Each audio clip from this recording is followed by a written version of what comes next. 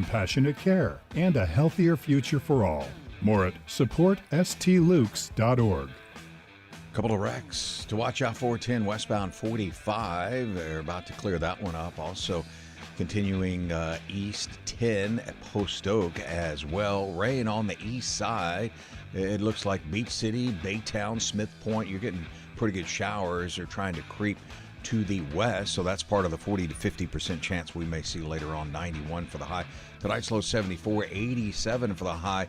For tomorrow, 50% chance of some showers, 70% chance for Thursday. 81, Magnolia 80 here at the University of Houston.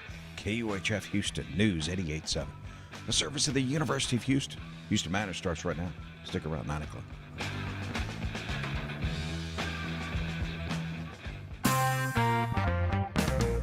A Texas law requires a police officer on every public school campus. A new investigation finds that while they may stave off some threats, some officers may be a greater threat to students themselves, intervening violently in incidents that used to just send kids to the principal's office. I'm Craig Cohen. Today on Houston Matters, what the New York Times and San Antonio Express News uncovered. Houston Matters with Craig Cohen is a production of Houston Public Media with support from Baylor College of Medicine. Also this hour, why a Texas bar and restaurant tradition's under threat as some are doing away with steak nights. Then we talk with the author of a new book about Major League Baseball Hall of Famer Nolan Ryan, whose impact on Houston and Texas extends well beyond his years with the Astros and Rangers. Plus, we preview this year's KimoKawaii Anime Convention in Conroe by revisiting Laura Walker's trip to last year's con. We'll start with a news update from NPR and News 88.7. Stay with us. Live from NPR News in Washington, I'm Janine Herbst. In southern Lebanon, 2 children are among the at least 10 people dead, reportedly killed in a drone strike on the car they were riding in today. President Trump intervened yesterday to stop Israel from striking Beirut as Iran called off peace talks with the U.S. until the Israeli invasion of Lebanon ended. NPR's Jawad Rizkallah has more from Beirut. The new deadly Israeli attacks on southern Lebanon threaten to derail Trump's efforts at the ceasefire deal with Iran. Iran has conditioned any ceasefire deal with the U.S. must include a truce in Lebanon. President Trump said he spoke to representatives of the Iran-backed Hezbollah who agreed to stop shooting at Israeli soldiers, and he said Israel had agreed to do the same. The Lebanese embassy in Washington further clarified Hezbollah had agreed to a U.S. proposal for the mutual cessation of attacks. And the embassy said under this agreement, Israel wouldn't strike the capital Beirut, although attacks continue elsewhere, and Hezbollah wouldn't strike Israel. Talks between Israeli and Lebanese officials are set to resume this week in Washington. Jawad Rizkallah, NPR News, Beirut. As primaries take place in 6 states today, a federal judge in Boston is hearing arguments over President Trump's executive order that calls for voting by mail. NPR's Hanzilo Wang reports the U.S. Postal Service has proposed rules that would carry out parts of the order. President Trump's order from March calls for the U.S. Postal Service, which is independent of a president's administration, to come up with lists of eligible voters and only deliver mail-in ballots to people on those lists. In response, USPS has proposed using information from state election officials to create voter lists while making no changes to how it delivers ballots in the mail. We should note USPS is a financial supporter of NPR. Almost 24 Democratic-led states and voting rights groups are arguing in a federal court in Boston that Trump's directives violate the Constitution, which gives power to state legislatures and Congress, not the president, to set federal election rules. Last month, in similar lawsuits based in Washington, D.C., a judge found it was too early for an emergency ruling that would block parts of an order that the Trump administration has not carried out yet. Democrats are now appealing that judge's decision. Hanzilo Wang, NPR News. Stocks opened mixed this morning as AI companies move toward public offerings. NPR's Scott Horsley has more. Anthropic has filed paperwork with the Securities and Exchange Commission in a preliminary step towards selling stock to the public. Anthropic makes the popular AI chatbot Claude. Private investors have already valued the company at nearly $1 trillion. Demand for artificial intelligence is boosting the fortunes of companies that provide the building blocks. Stocks of both Marvell Technologies and Generac are up. Marvell designs chips for data centers, while Generac provides backup power. Crude oil prices have been bouncing up and down, but the U.S. benchmark is back above $90 a barrel. AAA says retail gasoline prices dipped about 3 cents a gallon overnight. Asian stocks were mixed, up in Shanghai, Hong Kong, and Seoul, but down in Tokyo. Scott Horsley, NPR News, Washington. On Wall Street, the Dow's down 121, NASDAQ down 8. You're listening to NPR. Support for NPR comes from NPR stations. Other contributors include the estate of Joan B. Kroc, whose bequest serves as an enduring investment in the future of public radio and seeks to help NPR be the model for high-quality journalism in the 21st century. This is NPR. Live from News 88.7 in Houston, I'm Matt Harab. The city of Houston has officially opened 22 cooling centers as the summer heat has officially arrived, even though the season doesn't officially start for another couple of weeks. Houston saw a record number of days with 90-plus degree temperatures last year. News 88.7's Sonia Kinua reports. The city is also working with Reliant Energy to provide residents with portable AC units and financial assistance. The program helps seniors, disabled individuals, and families in need. Houston Health Department Director Dr. Teresa Tran says these units are imperative. The combination of heat and humidity prevents the body from cooling down, and just a few hours in extreme heat can be fatal. These units are not luxuries. They're preventative medicine. They help keep people out of the hospital, reduce medical crises, and most importantly, save lives. Reliant Energy Senior Vice President Bill Clayton announced the distribution of over 300 AC units throughout Houston. I'm Sonia Kinua, News 88.7. There's a change to the requirements for drivers wanting to get a commercial driver's license. The test is now only available in English. In September, Governor Abbott ordered DPS to drop the Spanish language option for the CDL test to comply with federal guidelines. Local, state, and federal officials have broken ground on a $1 billion project to modernize facilities that produce icebreaker ships in Galveston and Port Arthur. The large ships are designed to cut through ice-covered waters. The move comes as President Trump prioritizes production of the vessels to boost national security in the Arctic region. Galveston Congressman Randy Weber spoke at the groundbreaking. Unfortunately, while others were preparing for the future, America was standing still. Well, guys and gals, those days are over. Can we give that a hand? Officials say the project will create more than 2,400 jobs for the Galveston and Port Arthur communities. In sports, the Astros are back on the field today. They take on the Pittsburgh Pirates. That'll be the first of a 3-game series here in Houston. The Astros have won 7 of their last 10 games. I'm Matt Harab, News 88.7. This is Houston Matters. I'm Craig Cohen. Good morning. Thanks for joining us here on News 88.7 and Houston Public Media's YouTube channel. Coming up this hour, why some area restaurants may be rethinking much-loved steak nights. Also, we talk with the author of a new book about Nolan Ryan, and we preview this year's KimoKawaii Anime Convention in Conroe as we listen back to producer Laura Walker's visit to last year's con. First, though, in the 4 years since the massacre at Robb Elementary in Uvalde, Texas has poured billions into stationing police officers on every school campus in the state, a buildup unmatched anywhere in the nation. A new investigation by the New York Times and the San Antonio Express News finds that effort has come with an unexpected result. Children as young as 6 have been handcuffed, and hundreds of teens have been pepper sprayed, tackled, and shocked with tasers, often for minor misbehavior that once would have just sent a student to the principal's office. Asher Lehrer-Small is a local investigations fellow with the New York Times and part of the team that reported on this. Asher, good morning. Good morning, Craig. Thanks for having me. What did you set out to learn about in this reporting? Yeah, so when we undertook this reporting effort, we had heard about several incidents of use of force with students. We also knew that part of the context here was that after Uvalde, there was this state law that required an officer on every campus. And these are licensed police officers with arrest powers. And so we really wanted to understand that better. The thing is that there's really not great data, great tracking about this area. So it really, in some ways, was a black box. So I wanted to understand whether some of these incidents that we had seen were outliers or were a little bit more regular.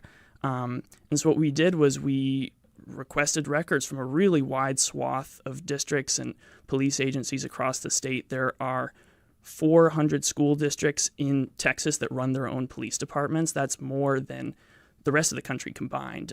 So we requested records from those departments as well as dozens of other municipal agencies and sheriff's departments that station officers in schools. And many of those didn't provide us full records, but from the small slice of the ones that did, we were able to identify over 2,600 discrete incidents since 2022 where officers had used some sort of force with students. I imagine part of the challenge here is just that we're talking about one officer in each school. So in a way, they're operating pretty independently, aren't they? So every department structures itself a little differently. Under the way the state sets it up, right? There's very little state level tracking of use of force. And you ask the Texas Education Agency, the Texas Commission on Law Enforcement, those are the education and and policing regulators. They'll say they don't really have the legislative authority to track these things. So then it goes down to the district itself, or the policing agency if they contract with the policing agency. And I talked to dozens of school board members, and really they didn't think that overseeing their police department or their policing apparatus was their responsibility, and some of them weren't even aware that the officers in their schools had used force. So, yeah, then it comes down to how does the police department within the district kind of oversee itself, and that has varying outcomes. Like, as you can imagine, there's thousands of officers in schools. Many of them are great folks who really care about the kids. We heard that from a lot of from some parents who said, and students, that they really love the officers in their school. They act like a mentor. They can really help out. But as we also saw, there are a lot of cases that were otherwise. All right. So, as you say, more than 2,000 incidents where officers felt the need to use violence in some form. Can you give us a sense of what kinds of incidents we're talking about? Yeah, so there was a range. So to give you a set of the universe we looked at, we were able to get case level reports that kind of showed us what was happening in the incidents in about 450 of these cases. And so, yes, there were some cases in which officers engaged to break up a fight, something that was pretty violent. There were also a number of cases where it began because a student was out of dress code, or they were cursing, or they were told to go to the principal's office and they wouldn't go. So then the officer was summoned, and as you can imagine, kids don't always love to be told what to do. So when you introduce an officer into the dynamic, experts told us it can change things. And we saw time and time again that it escalated. And as you said at the jump of this show, that resulted in things like takedowns, things like being punched or tackled, or even using tasers or pepper spray. Yeah, and some kids even ending up in hospitals over this? The worst case scenarios were, yes, in the worst cases we saw students were hospitalized, they were brought to the ER. Let me tell you about one case, if it's all right, out of Texas City. So I spoke to a girl who's, at the time she was a senior in high school. This happened in 2024. Her name is Annabelle Jaramillo, and she was an honor student. She was just really a few weeks away from graduating, and she was accused of having stolen a little plastic doorbell that was on a teacher's door. This is like a ringer valued at $13, it said in the police report. She told us she didn't take it. It had accidentally fallen off the door when she tried to press it, and she hid it in a little planter in the hallway because she didn't want to get in trouble. She said she told that to the principal, but the principal wasn't really hearing it, called in the campus sheriff's deputies because she wanted them to explain to her what theft was. It escalated. She ended up being arrested for theft, and she was wrestled onto her stomach by these two sheriff's deputies. One of them held her face into the carpet. Another handcuffed her. She has panic attacks, anxiety, asthma. She started hyperventilating, and she actually told us she passed out on the floor, and she ended up needed to be taken to the emergency room by paramedics. You mentioned in some cases students are shocked by tasers. These are weapons, am I right, that are prohibited by in juvenile detention facilities? Why are they allowed in schools? You pose a good question, and I think advocates ask that as well. But it is true that these are types of control or force that are not allowed in juvie, or what we'd call juvie. But yes, they are allowed in Texas public schools. So as you said, you've spoken with school board members, other, I assume, principals and so forth, and they're saying to you they don't think that they necessarily have supervision over these officers? Is it clear whether they do and they just don't know it? Yeah, so I think there is a legislative authority for school board members to set out the duties of the police officers serving on their campus. Speaking about principals, educators, there are 2 points I want to make there. One is that this all does come in the context, and I want to be clear to note, of a considerable level of violence in the school. So teachers often tell us that, hey, like, there are weapons that come to campus, there are kids that fight. I don't always feel safe. And so that is an aspect to be reckoned with. That said, it was very interesting in our reporting to find that many of the incidents of use of force weren't stemming from those sorts of things. The second thing I wanted to note regarding educators and principals is that there's kind of two sides of the equation when an officer engages. One, it's what that officer chooses to do, but two, on campus, they're often summoned by an administrator or a teacher who kind of feels like, okay, this situation has gotten out of hand. I need to call in the police officer who's on the campus. And I spoke with an expert who actually, she's one of the trainers for the required state course in Texas for school officers. And she said that educators and principals and administrators often kind of see the officer on their campus as this heavy hand where if they need to enforce something, they can call that officer in. The problem is that they're really not supposed to do that. State law says that officers aren't supposed to be assigned to handle routine student discipline. And I sat in on one of these required state trainings, and this trainer told the officers, hey, if an incident wouldn't otherwise rise to the level of a 911 call, you shouldn't be getting engaged in this sort of situation. And the room of officers, many of whom had been working in schools already, they kind of scoffed and laughed. So it clearly, was something that was surprising them. It wasn't what they were seeing on the ground. And so there's the second equation of is there some sort of education or training that the educators or the administrators need as to when they should call the officers? Have you been able to notice any particular trends in terms of how many of these incidents are occurring in certain districts, in certain parts of the state? Were there any breakdowns that led you to think, okay, well, there may be something specific demographically, socioeconomically, something like that? Yeah, it's a great question, and one that we really would like to be able to answer in a systemic way. The problem is that the data are just so spotty, right? Some districts are tracking this, others are not. One thing that we've gotten asked about a lot is the racial demographics of students involved. And the unfortunate thing is that so few districts track that information that it's really hard to say who is most likely to be involved in this with authority. That said, anecdotally, and if our article is available without a paywall in the New York Times, is also available in the San Antonio Express, News, Houston Chronicle, many other Texas-based outlets. You can read it there. You can see some videos and photos in that story, and you'll notice that a number of the students are either Black or Hispanic, and so it has caused folks to question, are those who are most involved? We can't really say that with authority, but it's something we'd like to report on a little more. As for the districts where this is happening most, it's really statewide. I mean, we were able to get records from a swath of districts, and it came down to those who were able to comply with our requests and provide us that information. And I'll tell you, it was a cross-section across the state, large and small districts, urban and rural. And so, more reporting to come on this, but it wasn't limited to one type of district or one type of school or student. I assume it includes examples here in the greater Houston area. Very much so. So Annabelle Jaramillo, who I mentioned earlier, was a student who graduated from Texas City High School, and one of the students who was tased by an officer was up in Aldine. There were many cases from across the Houston area.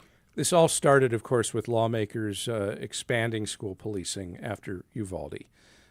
And there was widespread public and political support at the time for the idea of, all right, well, let's put an officer on every school campus. At the very least, if, God forbid, there is some major threat, there is someone already there. Makes a certain degree of sense. Have you heard from any Texas lawmakers in reaction to your reporting about some of these other consequences of doing that? Sure, yeah. The preliminary conversations I've had is they've said the report is eye-opening and they want to look into it. What I will tell you is we, through the reporting process, we're in touch with Justin Burrow's office, who's now the Speaker of the House, but he is one of the authors of the legislation back in 2023 that required an officer on every campus. He didn't really address our findings in a comment in terms of the use of force aspect, but as you said, at the time there really was this broad support for this sort of bill. We've spoken to legislators who said, hey, I really was concerned about this use of force question, but the state was reeling at the time. This wasn't the time to push back on this sort of additional influx of officers. The thing that we've also heard from experts is that there was this huge influx of, investing in school policing. And you can see that play out in the numbers, right? The total spending statewide went from about $900 million on security to $1.3 billion on security. And then the total number of officers who are trained to work in schools went from about 8,000 to 11,000. So a huge jump. But there was not a corresponding jump in oversight or any sort of mechanism of keeping track of any sort of unintended consequences. So it sounds like everybody's probably trying to do the best they can, but maybe there could be a need for some more oversight, training, variety of things to make this work. Yeah, a couple points there as well. One, if you look at the total amount of training that Texas requires, and I'll be clear, that includes some key topics like working with students with special needs, de-escalation, mental health, but the total course that's required is 20 hours. And if you look at, for example, the National Association of School Resource Officers, their minimum that they recommend is 40 hours. Kentucky is another state that requires a officer on every campus, and they require 120 hours. So there's a lot more potentially room for more training. And the other thing I wanted to point out is that if you think about the data tracking, as I said, this is an issue where there's really a black box in terms of information. You contrast that with how Texas collects data on other aspects of education. They're really thorough in terms of collecting numbers on student discipline, student attendance, test scores. There are things that they have a huge apparatus for tracking. There's really no corresponding, tracking of the policing and use of force. Asher Lehrer-Small is a local investigations fellow with the New York Times. He's part of a team that investigated how public school district police have been operating since one was placed at every public school in the state since Uvalde. That team's reporting is for both the New York Times and the San Antonio Express News, and the incidents they uncovered included some here in the Houston area. Asher, thank you very much. Thank you, Craig. Great to be here. Up next, some Houston area bars and restaurants are starting to drop their popular steak night traditions. How come? We learn more as Houston Matters continues on News 88.7 and YouTube.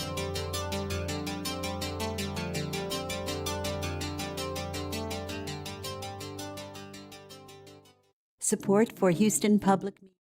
You count on Houston Public Media. That's why you're here right now. Take the next step and become a new member today. Every gift makes a difference. And with a gift of $5 a month or more, you'll receive PBS Passport, a member benefit that lets you stream more of the shows you love anytime. It only takes a minute to make a big difference. Join as a new member today at houstonpublicmedia.org/donate or call 800-364-8300.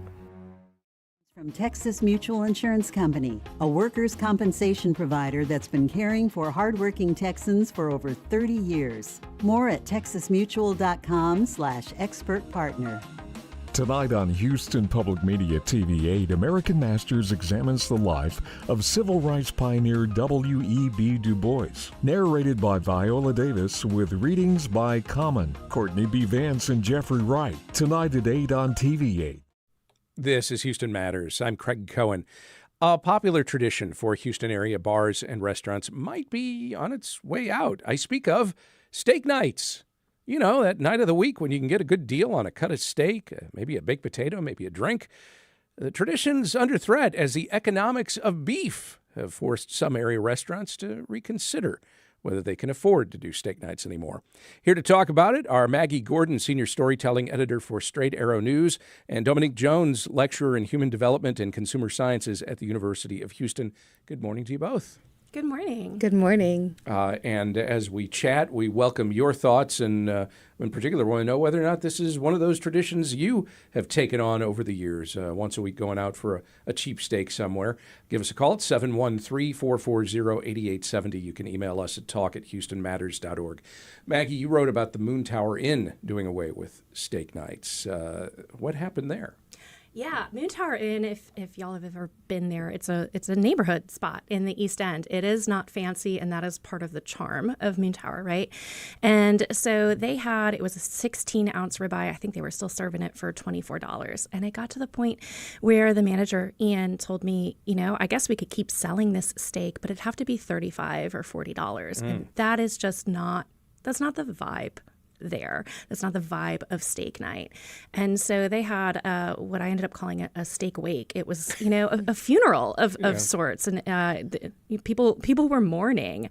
And, they cooked up 95 steaks and they sold out in it was 7 minutes or 9 minutes.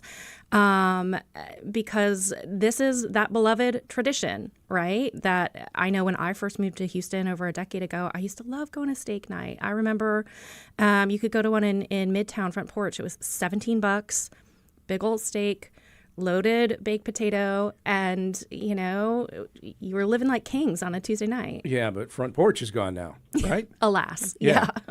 I've done the steak nights at Spaghetti Western over the years. Yes. Solid. Yeah, and we are not necessarily in these places talking about prime beef, like the largest cuts or the juicy or whatever. This is, the perfectly decent cut of meat, but it's basically steak on a grill, baked potato. Keep it simple. This is not all hat, no cattle, right? This is bring me the cattle. Right. Exactly. On my plate. Domenique, what are we seeing with beef prices these days? Sure. So we're seeing that there are a lot of other factors that contribute to food prices. We're looking at agriculture. We're looking at the price of fertilizer. We're looking at all of these different aspects that go into actually raising the cattle, the land prices. And so when we see these prices go up, we see a lot of these restaurants that are not able to keep up because they don't have those loss leaders we see at high-end restaurants where they're able to make less margin on their steak and not have it at a higher price or increase the price, but they can make their money on desserts, on sides. You go to Costco and you can get a $1.50 hot dog and a $4 rotisserie chicken, and those are not making a lot of money, but it's everything else that's able to balance that out. So we see that with those prices. So basically, your steakhouse chains don't necessarily suffer in this case. Yes. Because they're making it up through other things on their menu. Correct. Yes. So they're not suffering. And we see a lot of other factors as well with younger generations, the generations that are going to these bars. They care more about the ambiance and having quick, convenient service. And they're going to those high-end places to get a steak so that they can show it on social media, to show their friends and people that follow them, oh, look, I can afford to go out to this nice restaurant, or I'm a foodie, which we see a lot of in Houston, being such a restaurant haven. Maggie, is it just also maybe we're seeing changing trends, changing interests?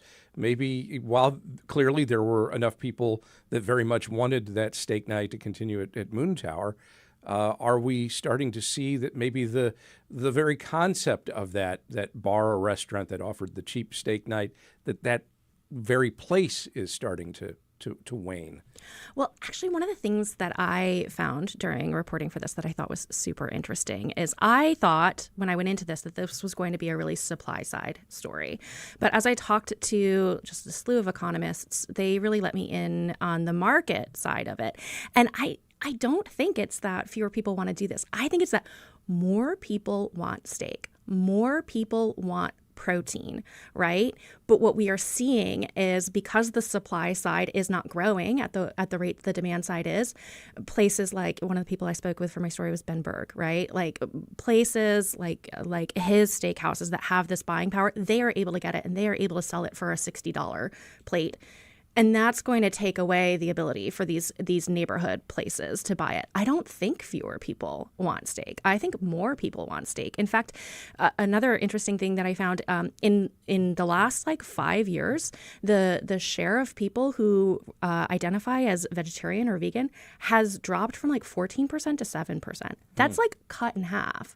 If you go into the grocery store, you'll see hey, we have protein coffee, protein cheese. Protein is in everything. We have a huge demand for protein. And so I think we're all competing for this thing that just makes it so it can't be $24 anymore.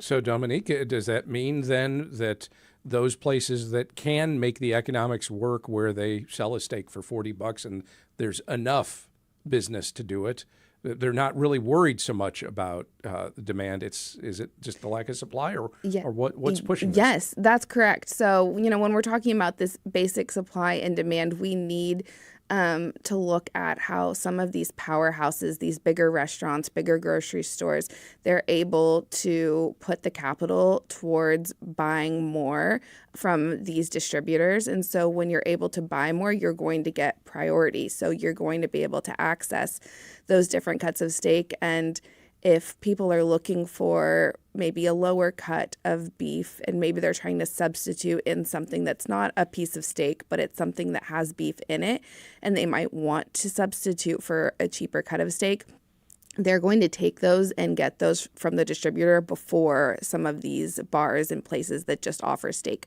once a week. So there are going to be priorities of who gets what cut, and then the cheaper cuts are no longer available. So, Maggie, what did you hear from patrons of Moon Tower about all of this? Oh my gosh, they were so bummed. Wouldn't you be? There was this one person I spoke to who was like, "This is Texas. We're surrounded by cows in Texas. What do you mean there's not enough steak here? What do you mean that I can't have this not fancy midweek just treat that I don't have to get super dressed up for, right? And that I can just feel oh, that was a good meal and it didn't break the bank." And I think people are going to be missing that. Like we said, Front Porch doesn't have it anymore. Moon Tower, they did away with it. It's not like there's no steak night in town anymore. In fact, over the weekend, I was at Net Bar in Shady Acre because they have a playground, which sings to my heart as a toddler mom. And they have a sign up. They're still doing steak night, but I want to say it was a 12-ounce ribeye for $28. So smaller cut, more money. And so depending on where you sit economically, you are going to have to make the choice. Can I still go to steak night? Maggie Gordon is senior storytelling editor for Straight Arrow News. Domenique Jones is a lecturer in human development and consumer sciences at the University of Houston. Thank you both very much. Thank you. Thank you. Speaking of beef, we discuss a famous Texas cattle rancher next, who I hear was also once a major league pitcher, some guy named Nolan Ryan. Stay with us as Houston Matters continues.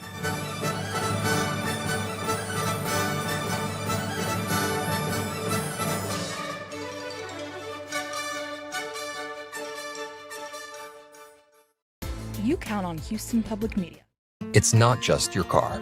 It's the one that brought your kids home from school, took you cross-country, held memories, laughter, even a few breakdowns.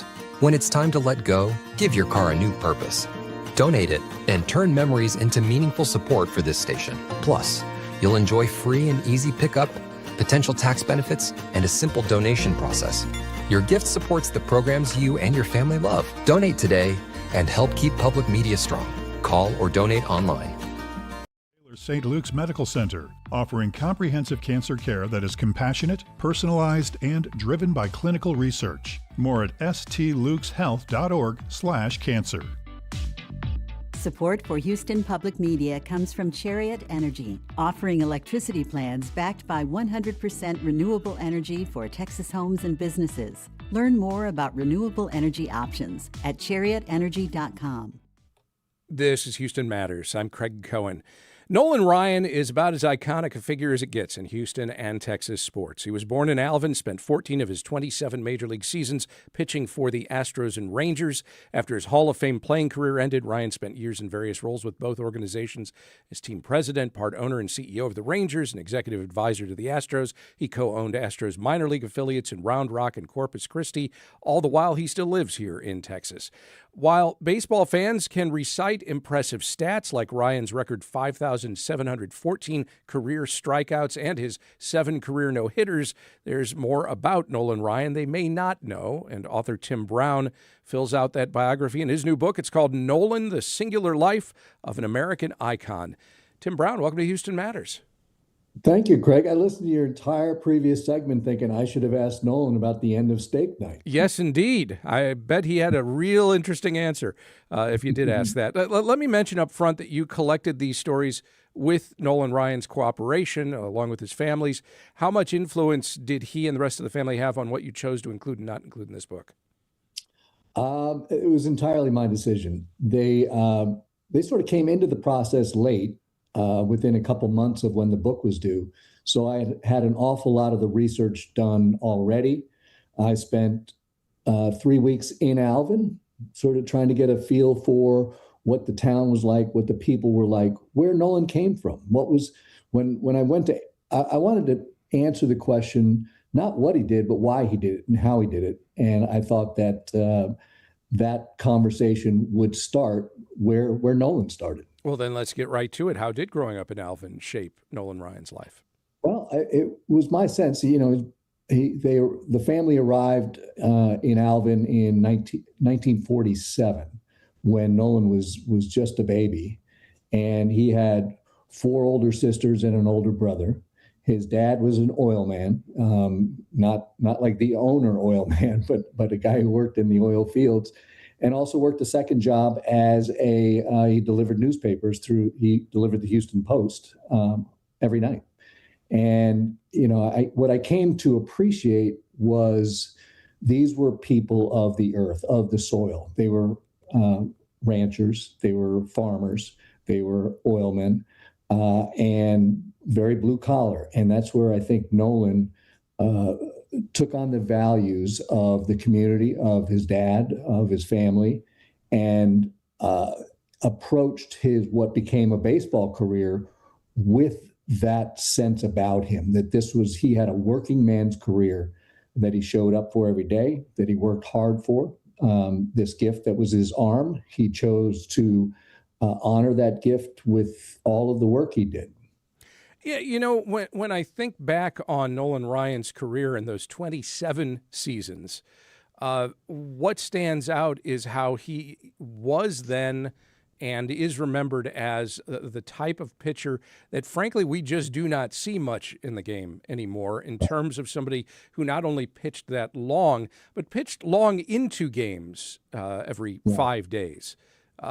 Is some of that attitude, and is some of that also that's just the way the game is managed and the way pitchers are developed today is so vastly different?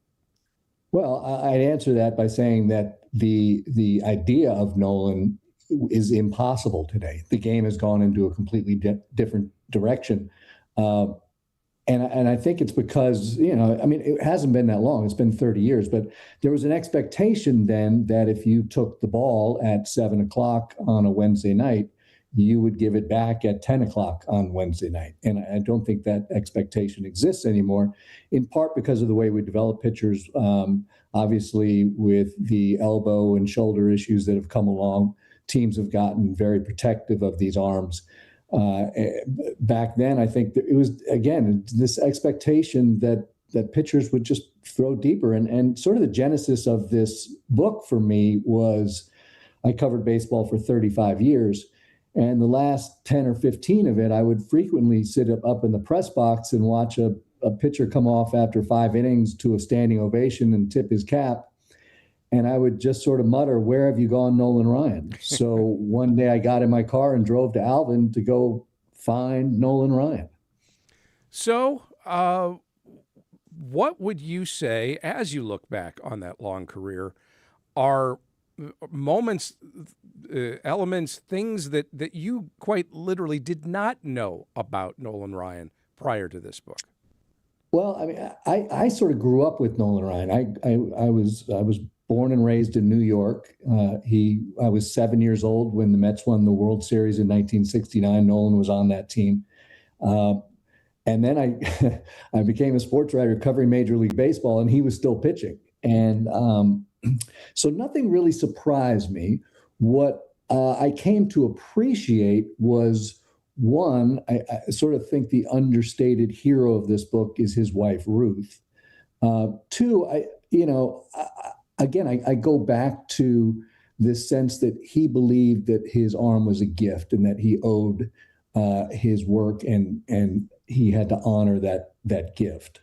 You find out that it's difficult, that being him, showing up every day, working as hard as he did, being a power pitcher into his mid-40s was difficult. And at times he made it look easy, but this was a real working man's career. It was, a lot of strikeouts, a lot of wins, a lot of walks, a lot of losses. You have these very high highs with 7 no-hitters. You have some lows with difficult times in the postseason. I think, we talk about hitters filling a box score. Over 27 years, nobody filled the box score like Nolan Ryan did. For all his accomplishments on the mound, the video clip that to many most embodies Ryan came late in his career when Robin Ventura, then of the Chicago White Sox, charged the mound. Ryan got him in a headlock and started punching him repeatedly. All these years later, what don't we know about that incident, and what does Ryan have to say about it?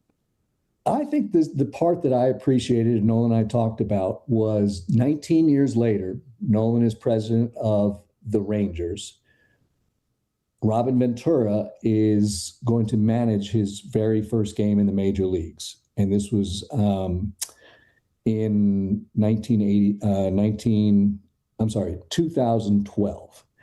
And Nolan turns to his longtime PR man, John Blake, and says, John, I feel really bad. They're really going to boo Nolan today here in Arlington on his first day as a manager. And John looked at Nolan and said, oh, Nolan, they've been booing him here for years. It's going to be no different. But Nolan felt so strongly about this that he went down and for the first time since that fight, met with Robin, shook his hand, told him no hard feelings. Robin said back to him, I admire what you're doing here with the Rangers. Good luck to you. And there was closure to it. In all the time I've spent in Texas, rarely do I walk into a bar or a restaurant and not see a photo, that iconic photo that we all have seen so much. I feel like the humility that Nolan felt I think he felt bad that Robin had a really fine career. He was a very elegant, terrific ball player, and this is what he was remembered by. And I think Nolan needed some closure to it, just as Robin might have. Briefly, did you talk to Ryan about the changes in baseball since his retirement? What his attitudes are about it? Yeah, I think like all former players, you get a certain distance from the game, and it feels different. Whether that's better or worse, I think most of the time to a former player, it looks worse. In their day, it feels more comfortable. It's what they're used to. I think it's true with all of us, right? We look back and we think, you have these very romantic memories of the game when you were growing up with it. And I think Nolan feels the same way. I think he sort of mourns the loss of that starting pitcher who grinded late into games and took hold of the game, took responsibility for the game. You go out and you win it or lose it on your own. And I think, even as an executive with the Rangers and the Astros, he was trying to sort of hold off that next generation of guys who were developed differently, who just had never seen a seventh inning, and tried to introduce some training mechanisms and things like that would maybe help them in that way. But, this combination of an obsession with velocity now and a real aversion to risk, I think, has pretty much ended that day. Tim Brown is the author of Nolan, The Singular Life of an American Icon. Tim, thank you. Craig, appreciate it. Thank you. Still to come, we preview this year's KimoKawaii Anime Convention in Conroe by checking out highlights from producer Laura Walker's visit to last year's convention as Houston Matters continues on News 88.7 and YouTube.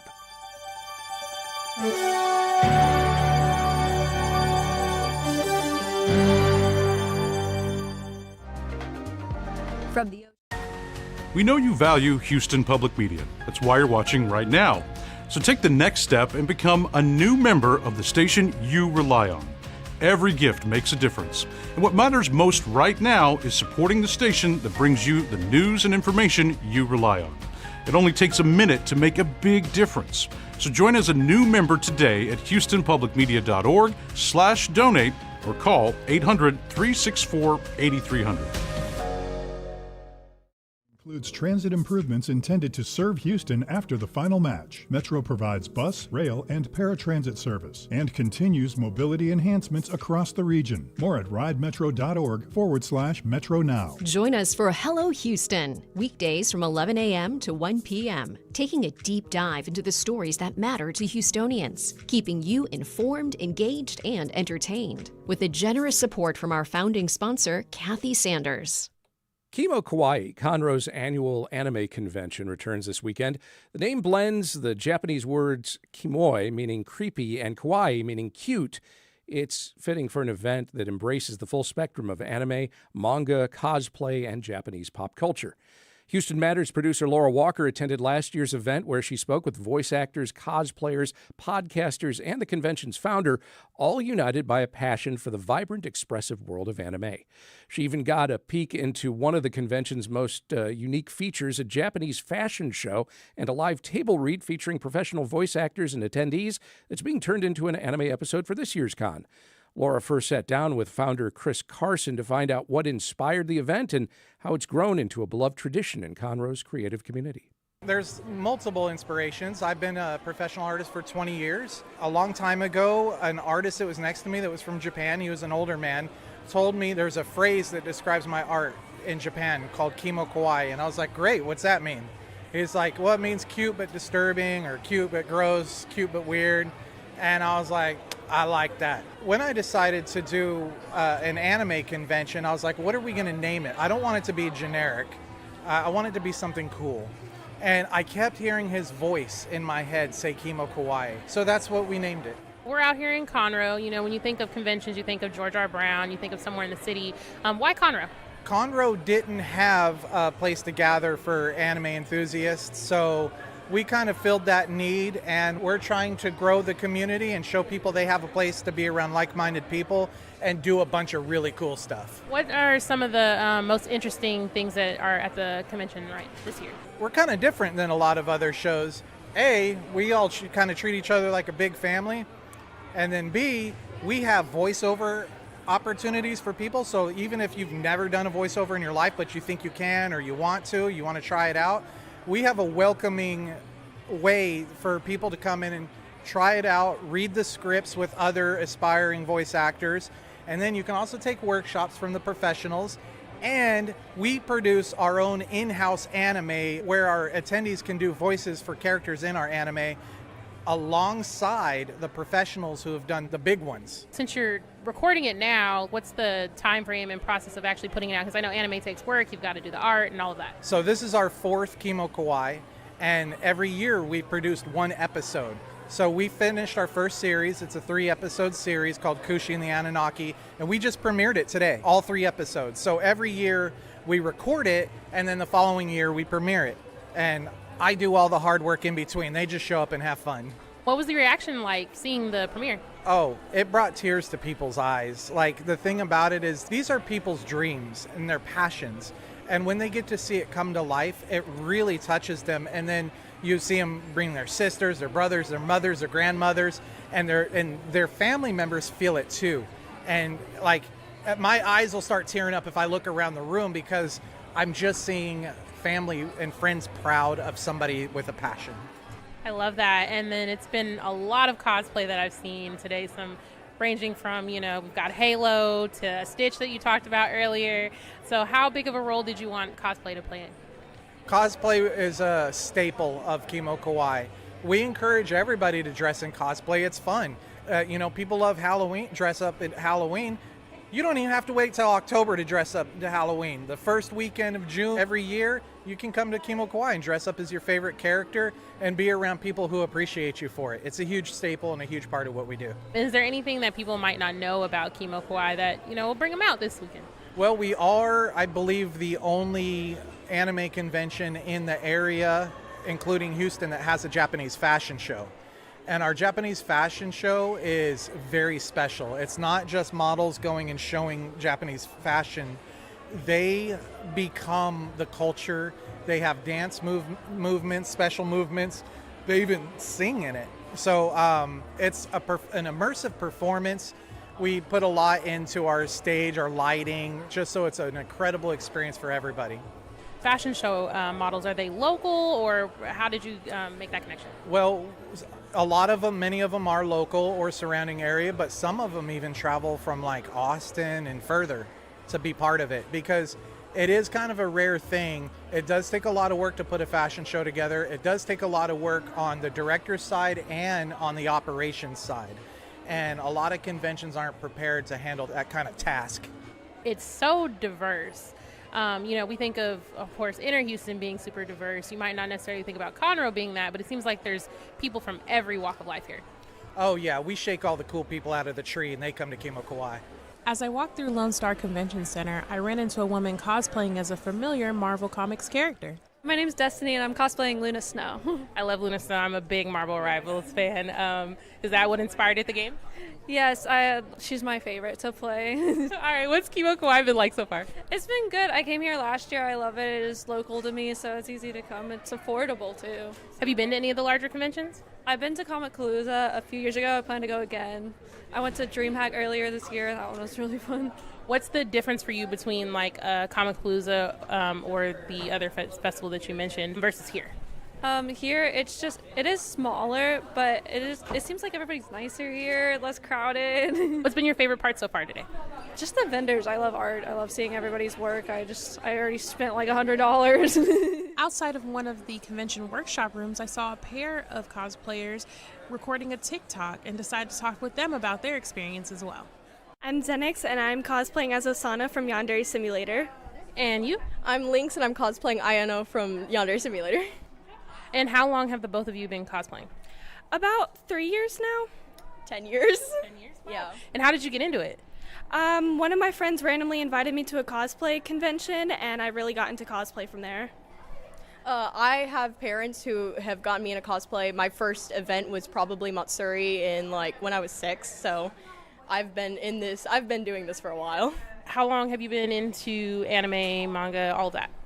About since I was born. My brother was really big into anime when he was a kid, and ever since I could remember, we've been watching anime together. About the same answer, but I think whenever I actually got into it myself, found it was I think 4th grade, 3rd grade My Hero Academia. Have you been to the larger conventions like KomicPalooza, anything in Houston? I've been to most of the Matsuris since 2022 or 2021, and I've been to them 3 of them before that too. So yeah, I've been going to larger cons for a while. What's it like being at a larger con versus something like this out in Conroe? There tends to be nicher fandoms whenever going to larger cons because it attracts way more people. Although it also attracts a lot more creeps, so just beware. Another aspect of the convention were voice actors. I spoke with Bradley William Smith, a voice actor from a very popular YouTube channel, about his experience with voice acting. I'm Bradley William Smith, and I'm a voice actor guest. I voice Combo Panda with Ryan's World. It is a children's YouTube gaming character channel. How did you get connected with Ryan's World? Pure luck. The story's pretty funny. I was voice acting freelance just out of my apartment, like a voice acting booth set up in there, and I was taking any work I could, and then someone who was an editor for them, it was a guy I had met when I went to U of H. I met through the Student Video Network. He noticed I'd been posting about voice acting on Facebook, and I had made my own voice acting reel. So he asked if he could send it in to his boss because they needed a voice actor. And he sent it in. They called me in for an audition. I was the only person they auditioned, and I landed this crazy job. How's it been, the experience since that's happened? Absolutely surreal. I'm from Houston. I grew up in Sugar Land, and when you get into acting, any sort of creative field, I think you expect to be doing it for a long time, kind of as a starving artist. So when I landed this job and it's the scale that it's at, I knew I was, like, God blessed, lucky to have a full-time job that allows me to voice act.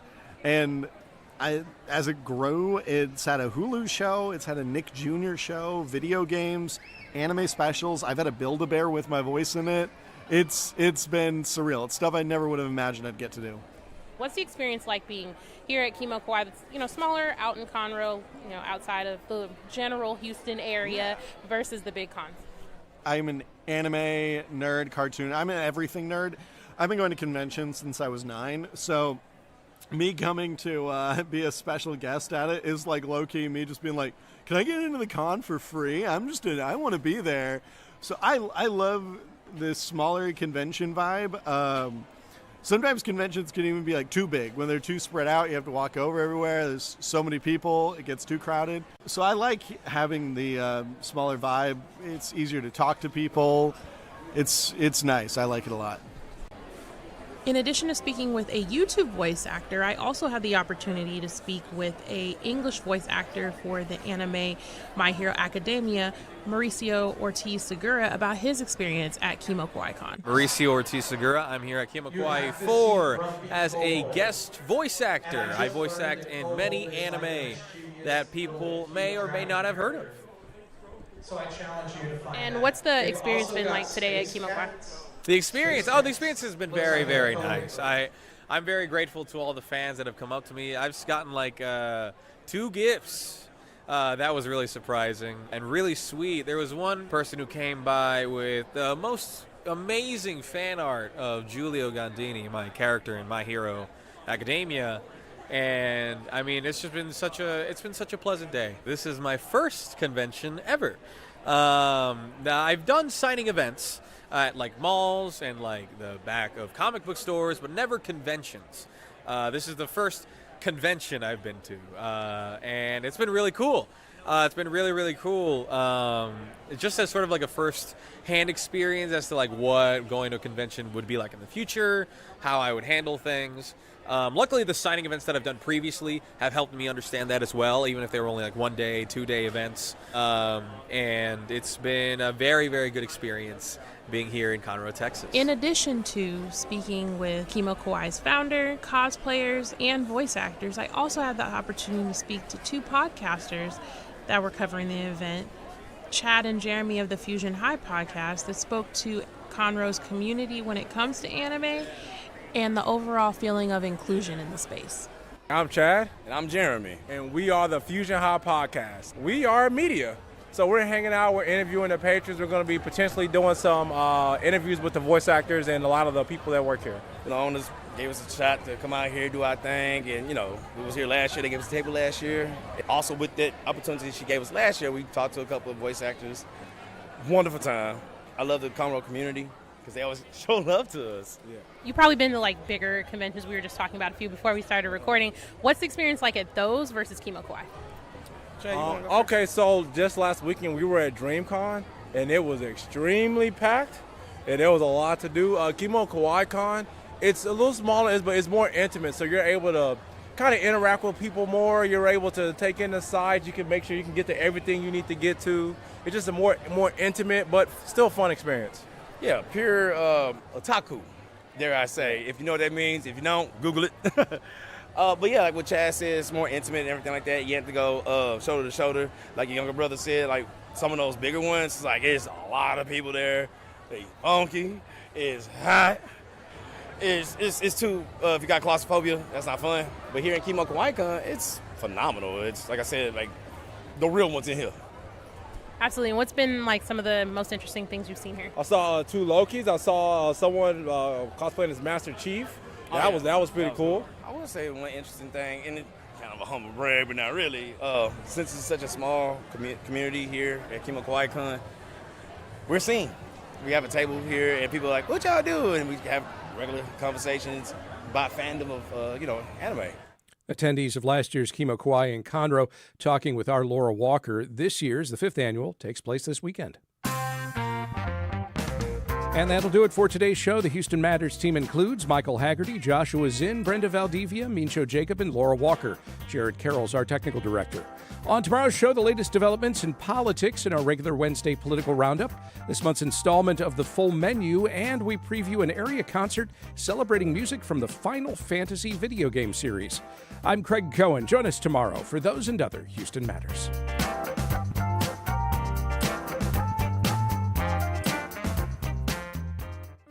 Support for Houston Public Media comes from Texas Mutual Insurance Company, a workers' compensation provider that's been caring for hardworking Texans for over 30 years. More at texasmutual.com/expert partner. And from Baylor College of Medicine, Baylor's work centers on advancing health and